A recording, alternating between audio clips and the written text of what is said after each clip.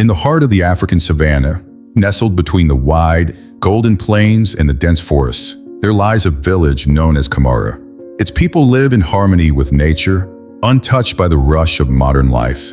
Days pass in a slow rhythm, dictated by the sun, the earth, and the ever-present sounds of the wild. Here, time seems to stand still. In the evening, as the sun begins its descent, casting the sky in hues of amber and purple, the villagers gather around the central fire. The air is filled with the smell of wood smoke and the distant calls of wildlife, a gentle reminder that nature is both a protector and a force to be reckoned with. For over 20 years, the village of Kamara has been under the watchful eye of Abaloo, a lion unlike any other. His golden mane gleams in the fading light, his eyes shining with an ancient wisdom that the villagers have come to revere. Abaloo is more than just a beast of the savannah. He is the guardian of the village, the protector of its people. Each night, as the villagers sit in the warmth of the fire, they know that the lion roams the outskirts, ensuring that no harm comes to them. His presence is both a comfort and a mystery. Some say he is the spirit of the land. Others believe he is a creature of magic, born from the very soil of the earth. But one thing is certain, Abaloo has been there for as long as anyone can remember. But on this particular evening, something is different. As the villagers settle down, murmurs of unease ripple through the crowd. They have seen the lion approach before, but never like this. Tonight, Abaloo walks into the circle of firelight, but he is not alone. At his side is a young man, his figure silhouetted against the flickering flames. The villagers gasp in shock and wonder. This man, who appears to be no more than 25, carries an object that catches the firelight, a long, weathered staff that seems to hum with a mysterious energy. It is a staff like no other, passed down through generations of the village's ancestors, believed to be the source of their spiritual power. For a moment, silence falls over the group. The elders exchange uneasy glances, their faces pale with disbelief. Kofi, the young man, is not from Kamara. His presence here is an enigma, a puzzle that none can solve. But it is the staff that fills the elders with fear, for they recognize it. This is the staff of the ancestors, thought to have been lost long ago in the depths of the jungle. The same staff spoken of in ancient prophecy. The prophecy tells of a time when a lion, Abaloo, will no longer be the sole protector of the village. In the moment of great peril, he will find a human guardian, someone chosen by the spirits to carry the staff of power. This chosen one will guide the village through its darkest hour, and the lion will hand over his guardianship to them. But the prophecy was always thought to be just a myth, a tale passed down through generations to explain the mysterious connection between the lion and the village. No one believed it would ever come true until now. The elder, Oluwazian, steps forward, his eyes wide with both awe and fear. His voice trembles as he speaks, barely above a whisper.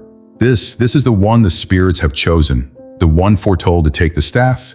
His words hang heavy in the air, and the villagers hold their breaths. But why? Oluwazian continues, his voice cracking. Why now? Why has Abaloo brought this stranger to us? And why is he holding the staff of our ancestors? The questions linger in the tense silence, unanswered and unsettling. Kofi stands quietly, his grip tight on the staff. He can feel the weight of the villagers' gazes upon him, their hopes and fears resting on his shoulders. But inside, he is confused, unsure of what brought him here, or why he is the one Abaloo has chosen. He is just a man, no different from the others who call Kamara home. He has no special powers, no mystical abilities, only a connection to this place that he cannot explain. But something in his heart tells him that he is here for a reason. The villagers shift uneasily. Some look to the elder for guidance, while others look to Abaloo, who stands silently beside Kofi, his golden eyes never leaving the young man. There is a tension in the air, thick with the unknown. Kofi feels the weight of the staff pressing against his palms, a constant reminder that this moment is not just a chance encounter. It is the beginning of something far greater. As the sun sinks lower, casting long shadows over the village, the flames of the central fire flicker and dance, as if in response to the uncertainty that has settled over Kamara. The villagers wait, caught between disbelief and awe, wondering what will happen next. For the first time in 20 years, the lion has brought them a new protector. But who is Kofi, and what is his role in the prophecy? And, more importantly, what does this mean for the future of Kamara? The questions remain unanswered, their shadows growing longer as the night begins to fall. Kofi never imagined that his life would take him back to Kamara. Raised in the bustling streets of Lagos, he had always dreamed of making a name for himself in the city. The noise, the lights, the fast-paced life. Everything had felt so distant from the village his parents had once called home. But the tragic death of his mother and father had forced his hand, pulling him back to the place he had long tried to escape. Kamara, with its simplicity and stillness, felt like a foreign land, a place where he no longer belonged. The grief of losing his parents weighed heavily on his heart, and in the quiet of the village, the pain seemed louder, echoing in the emptiness that filled him. For weeks, Kofi wandered aimlessly around the village, disconnected from the people who called this place their home. The villagers greeted him with familiar smiles, but he could barely muster the strength to return their kindness. Kamara was too quiet, too different from the life he had known. It felt like a constant reminder of everything he had lost. He would sit by the fire, watching the flames dance, feeling the warmth on his skin, but unable to shake the chill inside. Then there was Abaloo, the lion. At first, Kofi had heard the stories, the legends passed down from generation to generation. The lion was a symbol of protection, an almost mythical creature that watched over the village. A creature whose presence was as much a part of Kamara as the land itself. But to Kofi, Abaloo was just a story, a symbol of the past. He had no connection to the lion, and the lion had no place in Kofi's world. But when Abaloo first approached him, something changed. It wasn't an instant bond, not like the stories that spoke of mystical connections or ancient powers. At first, it was just a silent understanding between man and beast, a shared sense of quiet isolation. Abaloo would sit near him, his golden eyes never leaving Kofi, as if watching him, waiting for something. There was a strange calm in the lion's presence, a feeling of being seen, even when Kofi wasn't sure what it was he needed to be seen for. One evening, as the sun dipped low and the sky turned to a blanket of deep blue, Abaloo approached Kofi with the staff. The lion nudged him with his massive head, and the action, so gentle yet firm, startled Kofi from his thoughts. For a moment, he just stood there confused. Abaloo was not a creature who acted without reason. And the staff, this ancient relic, passed down through generations of Kamara's ancestors, had always been a symbol of power and responsibility. "What does it want from me?" Kofi whispered to himself, his heart pounding in his chest.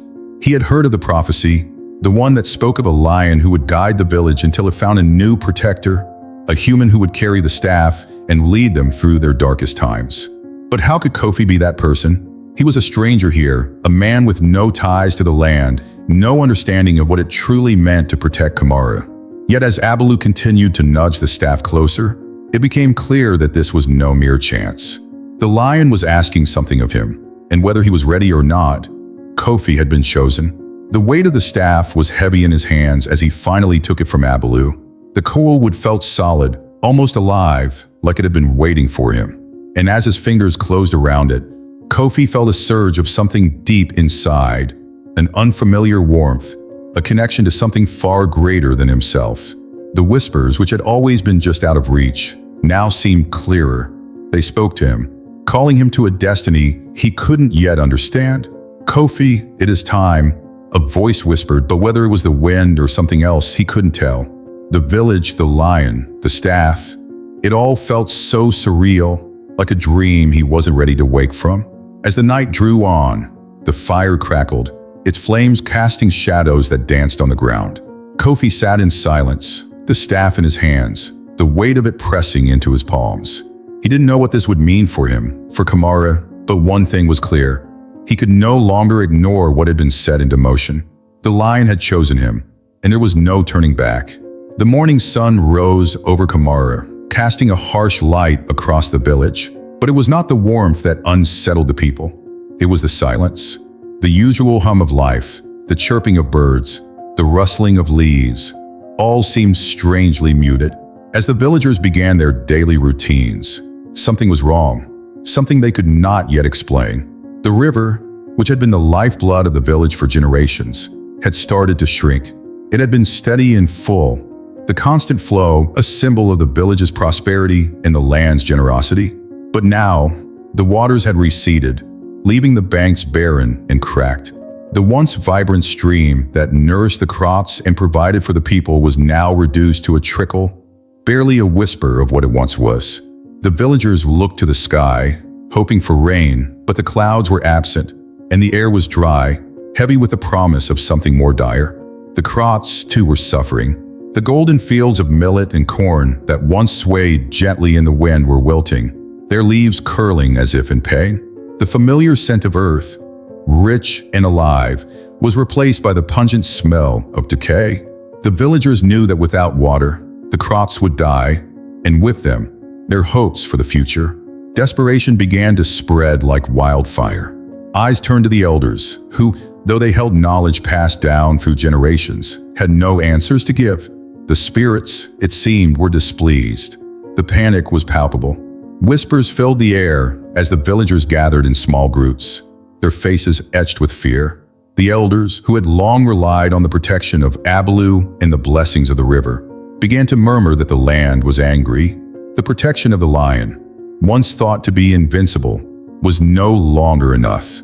The very earth beneath their feet seemed to be rejecting them, and the question hung in the air: what had they done wrong?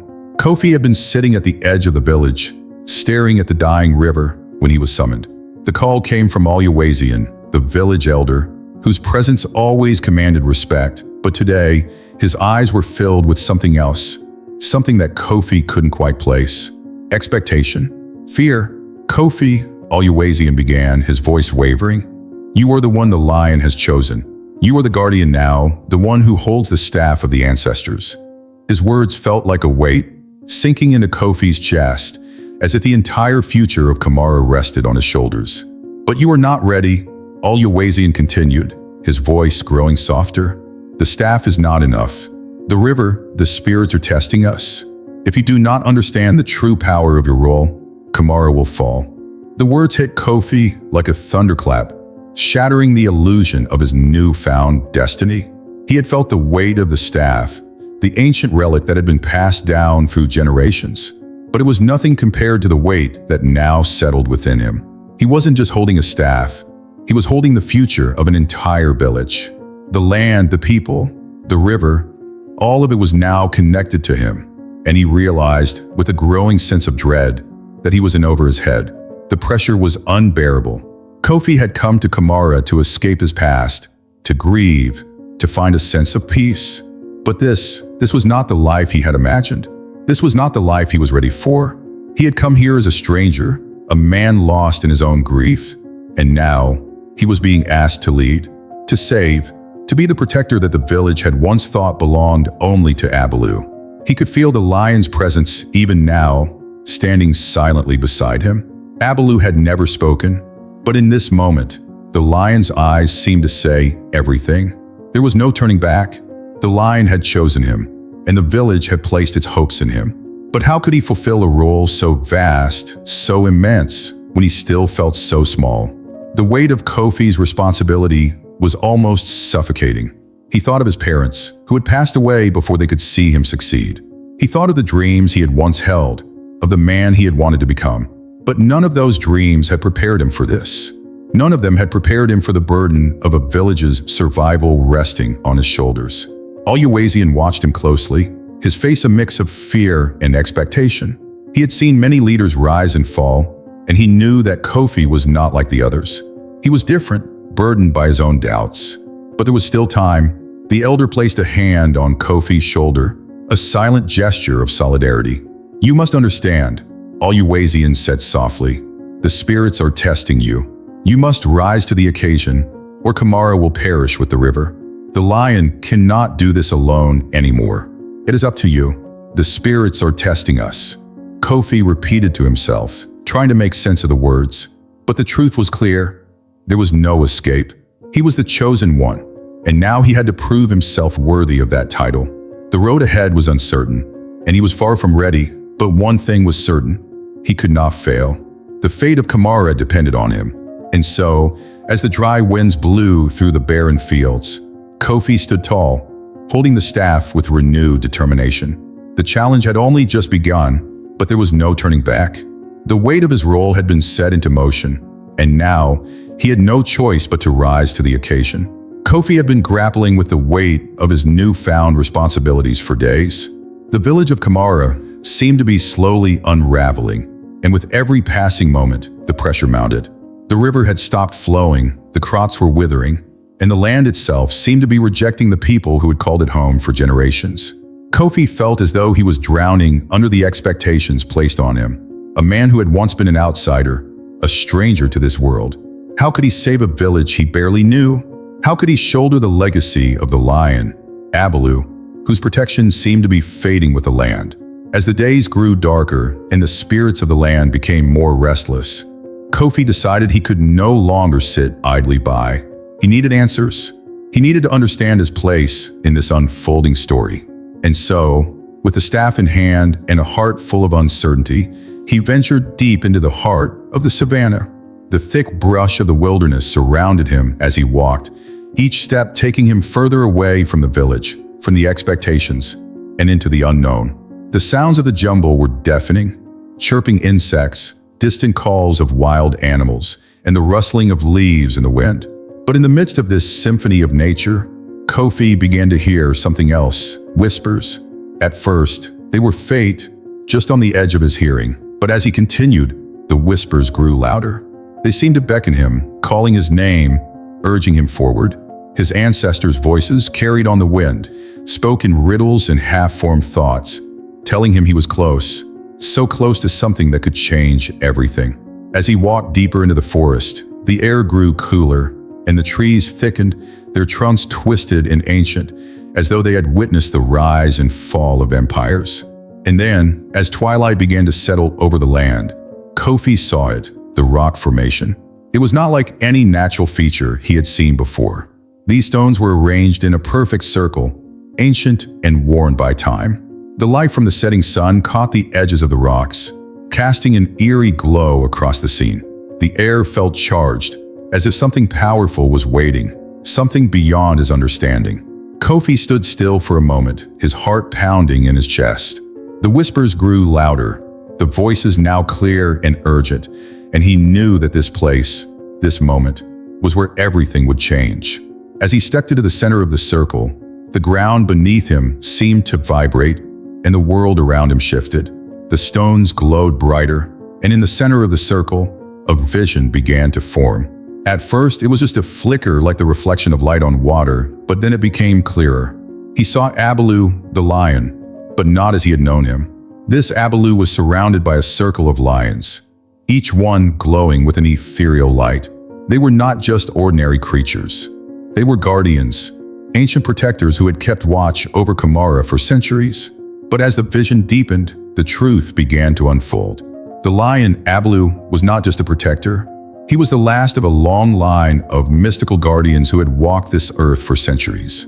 His role had never been merely to defend the village. It was to prepare the next chosen one. The lions before him had carried the same burden, passing it down through the ages. But now, it was time for Kofi to take up the mantle. The connection between man and beast, between the human and the spiritual realms, was not just a bond of protection. It was a legacy, a balance that had been maintained for millennia. The vision showed Kofi the path he had to walk. The lion's protection, Abaloo's guardianship, was never meant to last forever. The land, the spirits, the river, they were all testing him, just as the prophecy had foretold. Abaloo had protected Kamara for decades, but now it was Kofi's turn to step into the role, to become both leader and guardian. The staff was not just a symbol. It was the key to understanding the deeper connection that bound him to the land, to the spirits, and to the lion himself.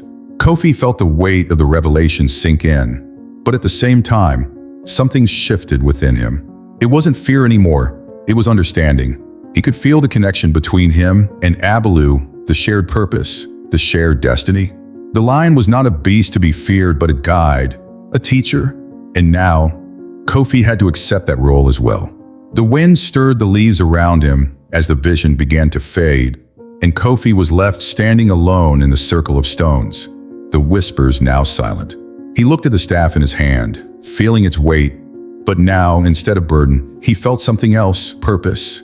The land had spoken, the spirits had revealed their truth, and now it was time for him to embrace his destiny. He was not just a man caught in a moment of tragedy. He was a part of something far greater, something that stretched back through the ages. And as he made his way back toward Kamara, with the staff firmly in his grip, he knew that his journey was only beginning. The lion had not only chosen him, the spirits of the land had called him to fulfill his place in the long line of guardians, to restore balance between the human and the beast, to lead the village and protect it for generations to come. Kofi was no longer just a man searching for meaning. He was the protector, the guardian, and the chosen one of Kamara. The future of the village was now in his hands, and with it, the power to heal the land and its people. The return to Kamara was not the homecoming Kofi had imagined. The once thriving village now lay in a state of desperate silence. The river, which had sustained them for generations, was little more than a dried bed of cracked earth. The crops, once golden with promise, now wilted beneath the harsh sun, their lifelessness a testament to the crisis that gripped the land. The villagers, their faces worn with worry and fear, no longer found comfort in the watchful presence of Abaloo. They had lost faith. The hope they once placed in the lion, in the traditions of the past, seemed futile. Now, it was Kofi they turned to, their last hope. The weight of their expectation pressed down on him, like the very earth beneath his feet. Kofi walked through the village, the whispers of the elders in his ears. They spoke of prophecies, of ancient powers, and of the role he was meant to play. But as he glanced around at the parched fields and empty riverbeds, he realized that none of the old ways, none of the prayers or rituals had worked. There were no more answers in the past. The only way forward was through him. But unlike the elders, Kofi did not turn to traditional solutions. He did not call for rituals, nor did he search for answers in the dust of ancient texts. His mind was clear now, his heart steady. He had been to the depths of the savannah and had learned the truth about his role in this world. He had learned that the balance between man and beast, between spirit and earth, was not something to be forced or demanded. It was something to be accepted. With the staff in hand, he approached Abaloo, who stood, as always, by the river's edge. The lion's golden eyes reflected the deep sorrow of the land, mirroring the emptiness that stretched before them. Kofi stood beside him, looking out at the lifeless river. For a moment, there was no sound but the faint rustle of the wind, the soft murmurs of the villagers in the distance. Abaloo did not move, did not speak. He merely watched, as if waiting for Kofi to make his move. And then, without hesitation, Kofi raised the staff high above his head. The moment the staff was lifted, something shifted in the air. It was as though the earth itself recognized the gesture, as though the spirits of the ancestors, who had been watching for centuries, stirred at the call. As Kofi called upon the spirits, his voice strong but steady, the earth trembled beneath his feet. The ground rumbled, the air thickened, and the skies overhead darkened as if responding to his words. The village seemed to hold its breath, waiting. For a brief, suspended moment, the lion's head bowed low, his massive frame lowering in silent acknowledgement. He had accepted his role in the prophecy, and with this simple gesture, he passed on the mantle to Kofi. Then, as though in response to the ritual, the land began to move. The dry earth cracked open, and from deep within, a small trickle of water began to flow.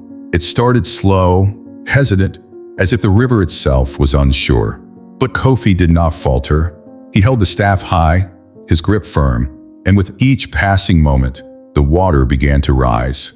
It grew faster, the trickle turning into a steady stream, rushing back to life. The river, which had been nothing but a shadow of its former self, surged with newfound strength. The villagers, who had gathered silently at a distance, now gasped in awe. The sound of rushing water filled the air, a sound they had not heard in what seemed like an eternity. The crops, too, responded. The withered plants that had once drooped in despair now began to stand tall again, their leaves green and vibrant. The earth, which had been cracked and dry, started to bloom once more. Flowers pushed through the soil, and the air, once heavy with dust and heat, now carried the fresh scent of new life. Kofi stood amidst the transformation, his heart pounding, not in fear, but in realization. This was his destiny, his role as both protector and leader. He had called upon the spirits of the land, and they had responded. He had accepted his place, not just as a man, but as a part of the very fabric of the earth. As the land healed around him, Kofi looked to Abalu, who now stood by his side, his golden mane catching the light of the returning sun. The lion, the guardian of the past, was no longer the only protector of Kamara. Now, Kofi had become part of that legacy. The balance between man and beast had been restored, and the village, once on the brink of collapse, now stood strong once more.